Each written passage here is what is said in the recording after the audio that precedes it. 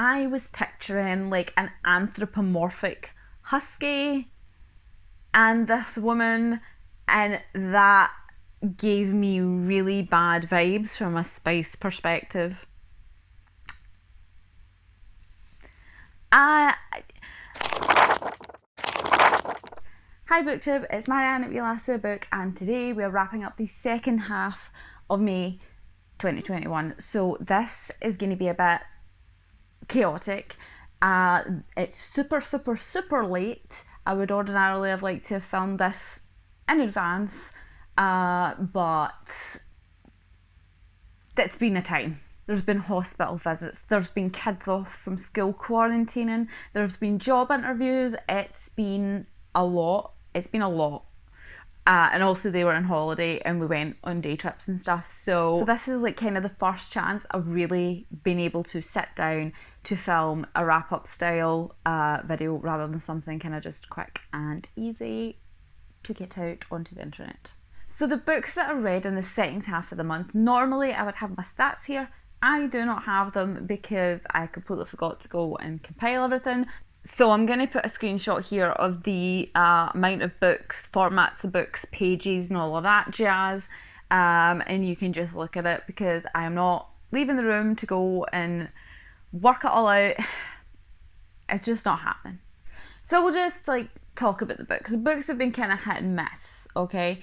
Some of them really surprised me, some of them disappointed me. It's just like life. Also in this wrap up are going to be the books that I read for the Love in the Night readathon. One of them I didn't finish, and that was Queen Takes King by Jolie Sue Burkhart, but I will include that in my June wrap up because I'm still in the process of reading it. That's a lie, I put it down so I could read Neon Gods, but don't judge me, I will finish it.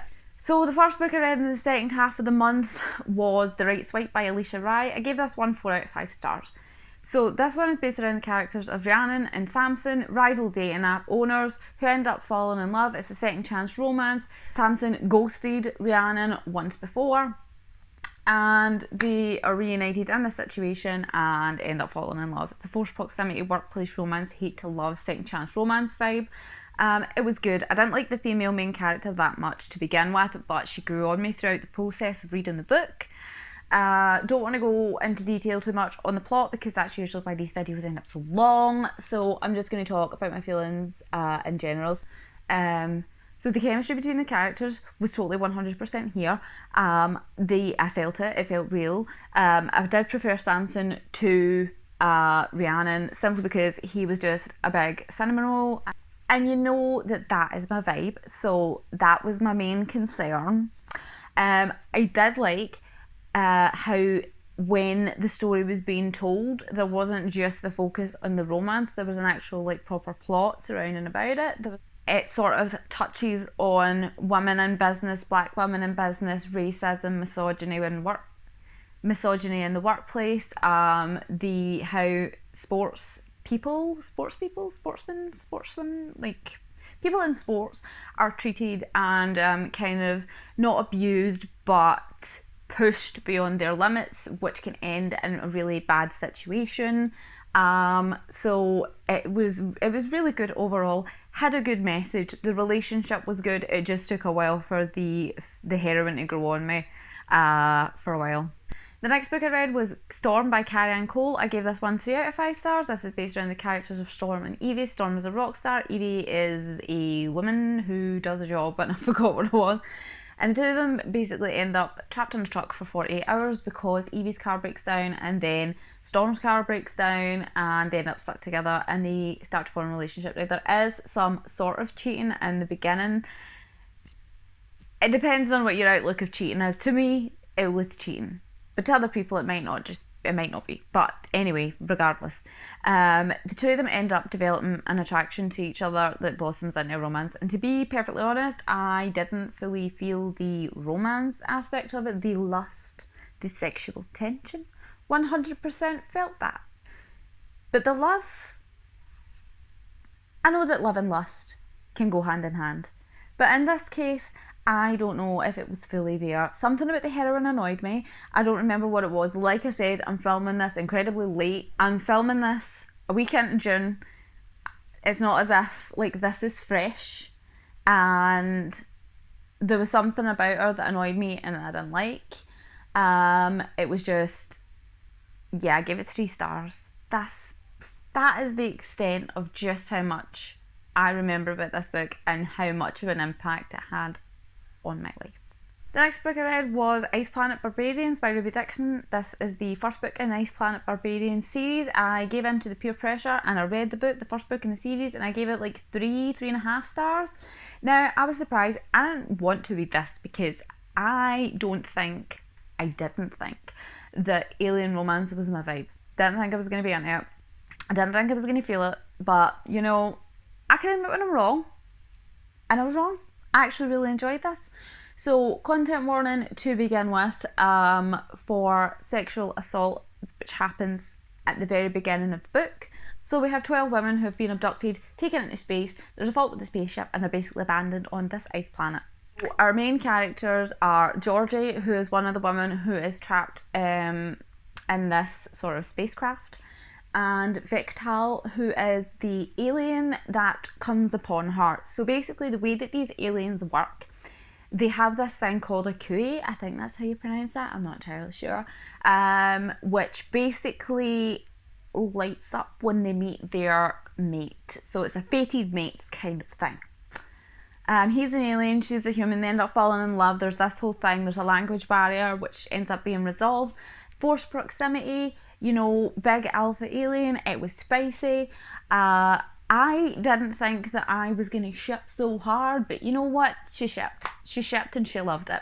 And I'm going to continue the series. I just hope that it's not going to be the way that the story was told and the way that they worked through the issues that were happening. It's quite, I think that it has the potential to be quite formulaic, where it follows the exact same steps because reasons. I can't actually really explain it because it'll give away some of the plot. So yeah, like I'm worried that might happen and they might become samey. But considering there's only 12 women on this ship and there's currently like 22 books, means that obviously something happens along the way because people are still reading, people are still enjoying, and there's still story to be told. So I'm going to continue the series and I am looking forward to it. The next book I read was Captivated by the Viscount, which is the first book in the Captivating Debutante series by Emily Windsor, and I gave this one 3.5 out of 5 stars. This one is centered around the characters of Jasper and Lucy. So Jasper kidnaps Lucy because he has a vendetta against her brother, and then they fall in love. So captive vibe, but it's quite mild, it's not dark. Historical, like, again, it was one of those ones where I could feel the sexual tension between the characters but couldn't really feel the romance. It's just one of those things. I don't know if it's me and the kind of space I'm in right now. Like, I just don't see the love in the stories I'm reading. Have my standards, like, just, have I read that many? Have I just read that many romance books at this point that my standards are way too high? It could be that. It could be that. Like, I need emotional outpouring in every page, or else I'm not completely sold, which is unrealistic, which isn't how a romance book should be. You know, it shouldn't be an emotional outpouring in every page, but I'm an emotional woman and I've been going through a lot recently, and, you know, forgive me for being so needy. Anyway, content warning for drug abuse in this one and death of a family member. It was a good book, it kept me reading. There was no point where I thought I don't want to read this anymore. The relationship was believable. Like I said, I just felt more love. Like I said, I just felt more lust than love. Don't know what happened there. I liked it. It was really good. The next book I read was To Be Alone With You by Jodie Slaughter. This is a novella and I gave this one 4 out of 5 stars. It is a forced proximity, quarantine, romance, second chance, romance, age gap, spicy, artist, romance, vibe thing. All I know is I gave it 4 out of 5 stars and I thoroughly enjoyed myself reading it. So we have the characters Naomi and Ira. And Ira was a student of Naomi's mum, maybe? I think that's how it went. And basically Naomi had like hit on him and he had rejected her, but then they end up in quarantine together and things start to happen, things are revealed. And what I liked about this novella was, because even though it was a novella, you get a really good idea, you get a really good feel for the characters, who they are, what they have done, who they have been, how their life experiences have been in such a short period of time. And I think that requires a lot of skill to pull off. And in this case, it was done extremely well. Like, I fully believed in this fully realised pair of characters who had an actual relationship forming. It was believable. I really enjoyed it. It was super spicy. My only issue was right up at the end, I was starting to lose interest a bit. It wasn't that there was anything wrong with the book. It was just, I felt like I was losing interest in the characters. I don't know why. Again, could just be where my head was at the time. I just wasn't vibing with the story as much as I was for maybe like the first 3/4 of it. Maybe I'm just being really overly fussy. I don't know. But I really enjoyed it. I highly recommend it. It was really good. 4 out of 5 stars. Spicy, vibing, age gap. Love it. Yeah. So the next book I read was Love Wreck by Karina Halley, and I gave this one 4 out of 5 or 4.5 out of 5.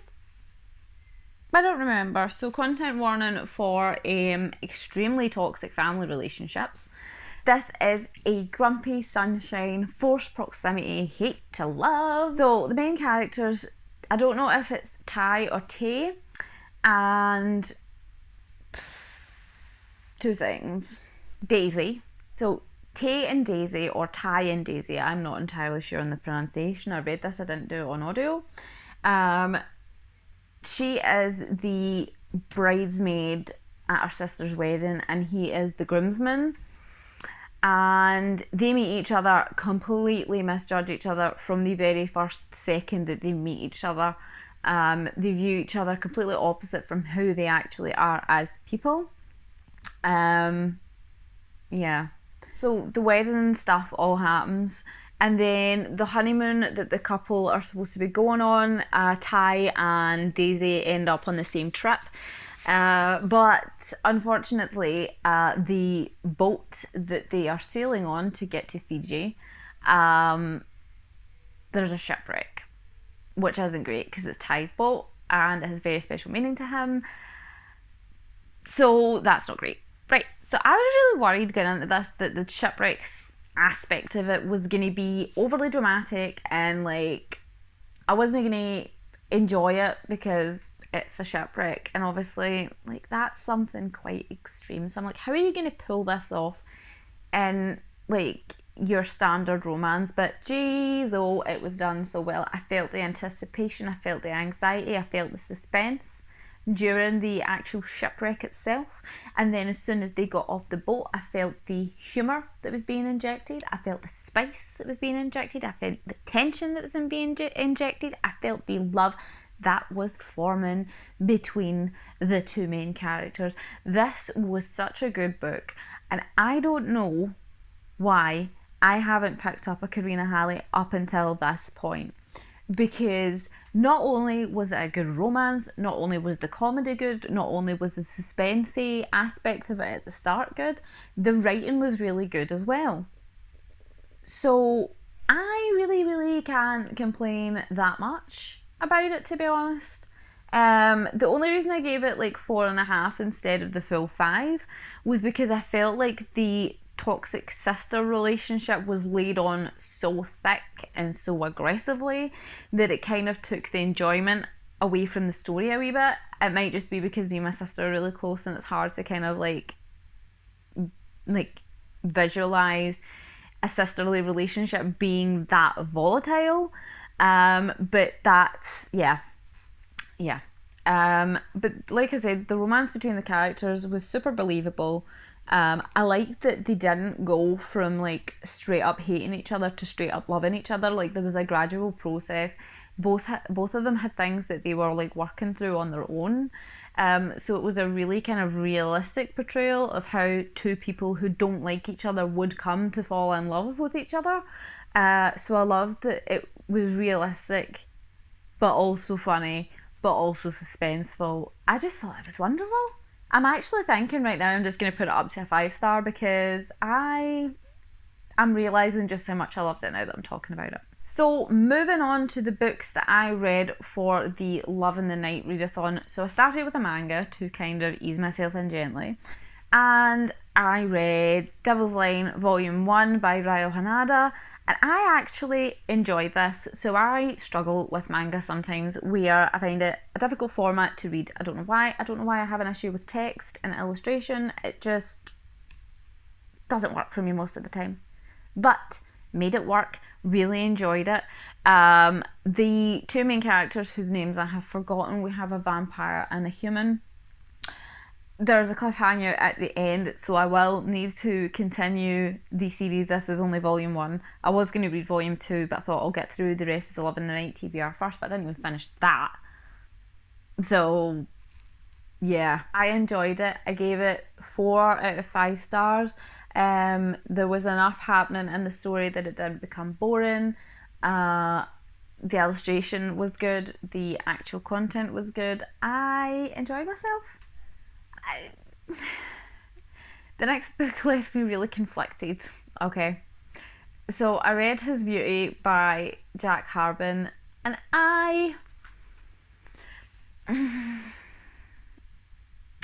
okay, so first we're gonna do the content warnings. So attempted sexual assault, not by the hero but by side characters.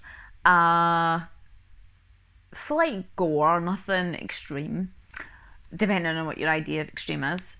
And also I'm sure there was death of a family member in there somewhere, so I forgot the heroine's first name, so we're just going to call her the heroine.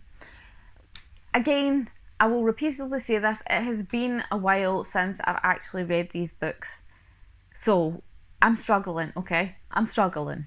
But this was basically a sort of very blow by blow retelling of Disney's Beauty and the Beast, down to our character Mrs. Potter and her grandson. So that doesn't bother me at all. That made me enjoy it more because like I could see it. Because you have that heavy nostalgia from growing up watching Disney princess movies, or at least I do. This is why I fell straight in the middle and gave this 2.5 to 3 stars. Now I know I have talked about reading alien romances. I know I've talked about vampires and shifters and stuff like that before. But I could not get past the fur in this one. And this is no disrespect to anybody that like vibes with fur. It is not against anybody who partakes in furry type activities. My issue is the fact that I was visualising an anthropomorphic husky the whole time I was reading this. And this woman, and that gave me really bad vibes from a spice perspective.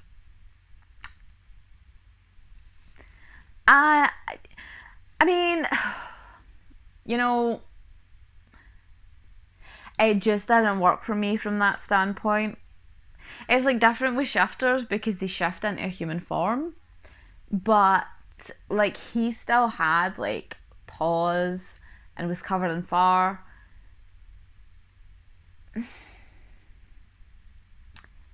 It seems like kind of I was just getting some uncomfortable kind of bestiality-esque vibes there, and I don't know, and nobody else seems to have had this issue because everybody else seems to have really loved it. It's just in my head, this is what I am visualising, and it gave me bad vibes and I just couldn't do it. I just couldn't. It made me feel uncomfortable. it's just my own kind of feeling on it. The next book I read for the Love in the Night readathon was Queen Takes Nights by Julie Sue Burkhart. Again, I have forgot the heroine's first name, but this is a reverse harem vampire romance, male, female at this point. I think there's more males get added in further into the series. And I gave this one a 3.5 stars out of 5. Now, I liked that this was a kind of newer twist on your traditional vampire. I liked that there were goddesses involved. Like, it gave me a whole lot of something. And this was a smut fest. And I'm not complaining about that. Although I did think when I started reading the second one, if I thought that first one was smutty, holy hell. So the heroine doesn't know that she is part vampire, but it turns out that she is, and then she gets these vampire knights who are coming to look after her. But then they all end up having sex together, and like, it's a vibe. It's a real vibe. It was a moment that I embraced, a moment that I appreciated. However, my issue with this one was the fact that the plot went a certain way. So I was expecting a conflict in the book to happen, and there be this massive crescendo and be this proper, like, all out action situation, but it kind of just was, but it was just kind of done, if that makes sense. Like, there was no real intense waiting with bated breath to see what was going to happen, if anybody was going to die, if everybody was going to live, like, what was going to happen. It was just done, and that kind of like took away, looking at it, I think if you were looking at it from a paranormal fiction with a romantic element, then you would be seriously disappointed. But from a romance perspective, I suppose that you don't technically strictly 100% need all of that. But I would have liked it, especially because of the build up that we had, like, on the lead up, but then it just kind of didn't go how I thought it was going to go. Then we had a real surprise. So I read Deal with a Demon by Chase Ferry, and I gave this one a really solid 4 to 4.5 stars out of 5. So this was surprisingly wholesome. So when I read the synopsis for this book, you have your single mum who is struggling and gets into this deal with a demon to help improve her life and bring herself success. I thought it was just going to be like your standard kind of demon romance, like whatever. But this was wholesome as hell. Like, so wholesome. Like Driston, whatever his name is, the demon, wholesome cinnamon roll. Can a demon be a cinnamon roll? Chase Ferry has proved that yes, a demon can indeed be a cinnamon roll, because he was the sweetest, most charming, most lovable, most wholesome demon I have ever came across in fiction, and I loved it. Like, I didn't expect it to make me feel as happy as it did. I think I might have cried towards the end of this book as well. Also, Heidi was like so relatable, like the struggling mum trying to balance like her work life and her home life and her housework and just everything. It was uncomfortably relatable. Because you can kind of, because I really could see myself in Heidi. If you are looking for a story that has character development, redemption arcs, deep like plot, anything like that, this isn't the book for you. This is pure fluff. And I am not saying that in a negative way, because people usually go, "Ew, that's just fluff." This is fluff. This is what you need if you're feeling a bit like you need something to uplift you slightly. Like, it was really short. It was just a novella. But it made me feel all fuzzy. It made me feel all warm inside. And I really enjoyed it.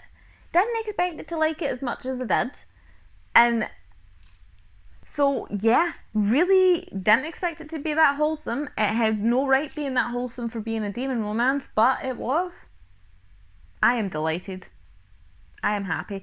Although I would have loved if this had been a full length novel, because there's a bit of storyline in there where it turns out that Tristan has been observing Heidi for a period of time. So it would have been nice to sort of like observe him observing her and see how he fell in love with her over that period of time. But that was not to be. Then for the Love in the Night readathon, I also read Witching Moon by Poppy Woods, and I gave this one 4 to 4.5 stars, something like that. This is a female witchy paranormal romance with kind of moon goddess vibes, and I, again, didn't realise I was going to enjoy this as much as I did. So we have Alandra, who is a witch, but she's kind of like a dud witch. She doesn't really seem to have any powers, and her family are really quite shitty towards her because of it, which is a shame, and I don't like toxic family relationships in books because it makes me have big sad. I need a drink. Oh god, my mouth went so dry there. Anyway, so Alandra ends up being left in charge of the solstice rituals, which, why would you do that when you know that she's not a very good witch and she doesn't really have many powers? But that's what happens. That's what happened.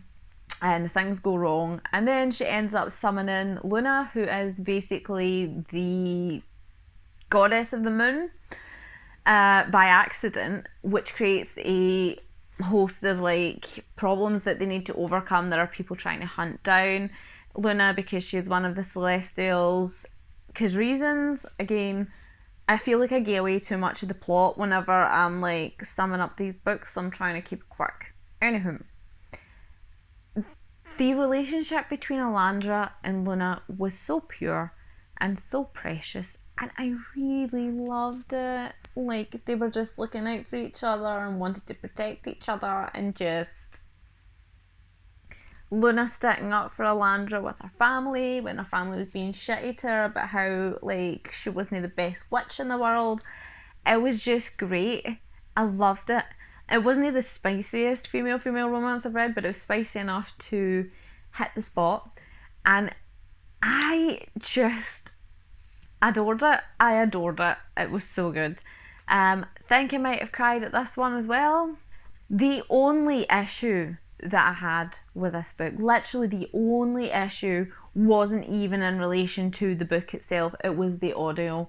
So we had two female narrators narrating this, one from the perspective of Alandra and one from the perspective of Luna.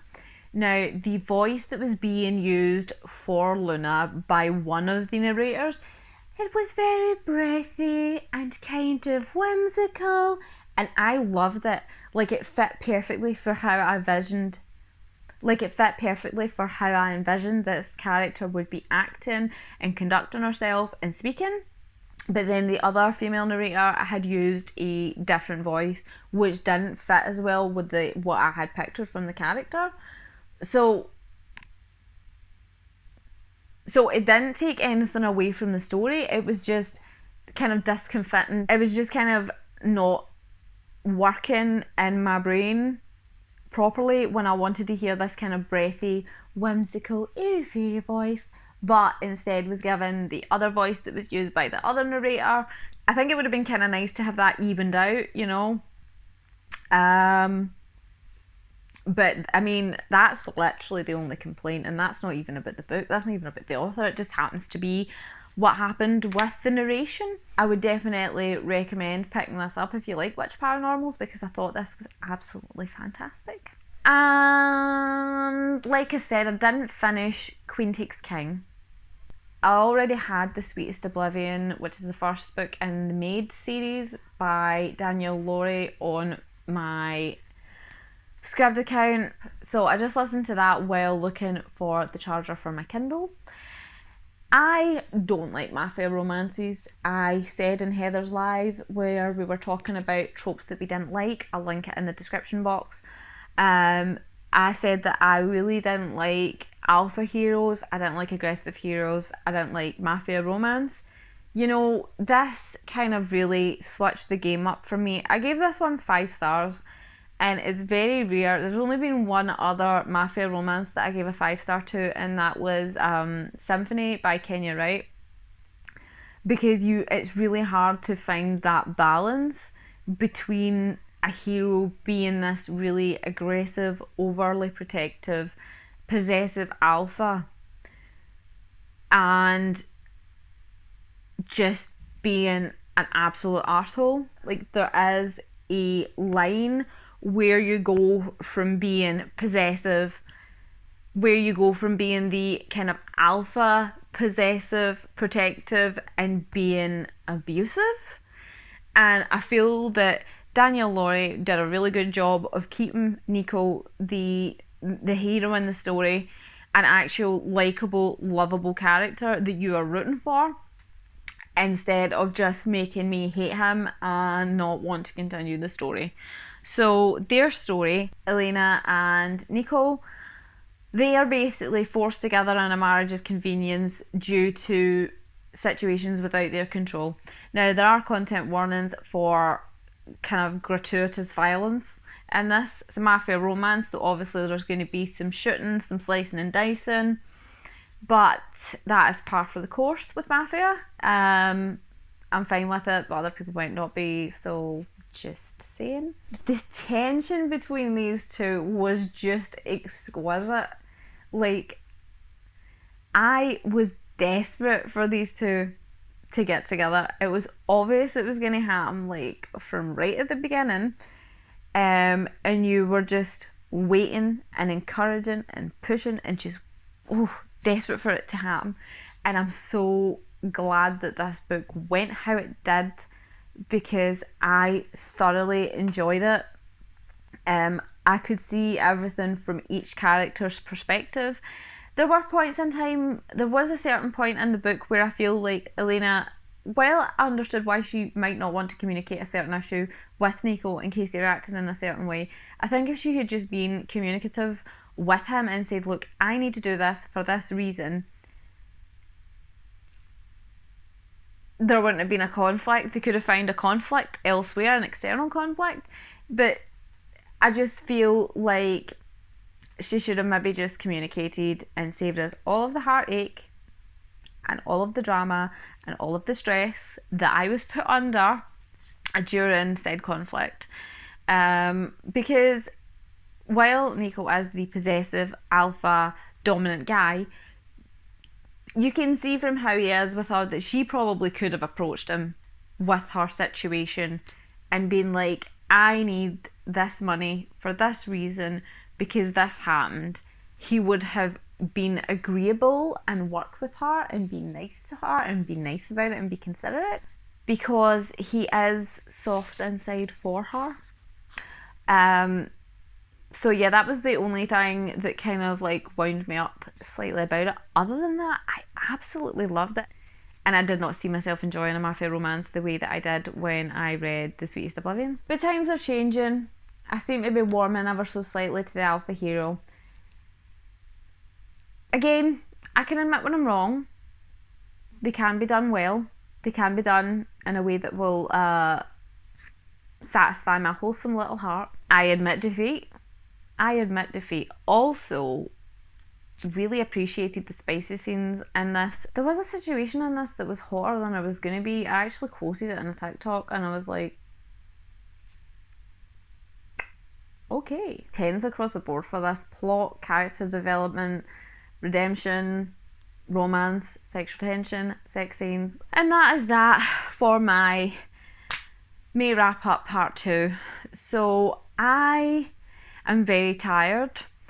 I still have painkillers in my system for the injury that I sustained, so I don't know if this wrap up has actually wrapped anything up. I don't know if I've actually communicated my feelings very well. All I know is I enjoyed the books I read this month. There was a few sketchy situations that I wasn't quite comfortable with, but other than that, it's been a good month. So as always, any important links will be in the description box. I will also link my other social medias such as Instagram, TikTok, Goodreads. They will be in the description box also. So I hope you're having a good day.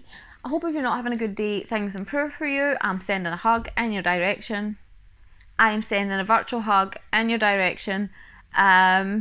If you feel like talking about any of the books mentioned, or if you just want someone to talk to, or whatever, just hit me up in the comments, and I will see you next time. Stay safe, happy reading, and I'll speak to you later. Bye!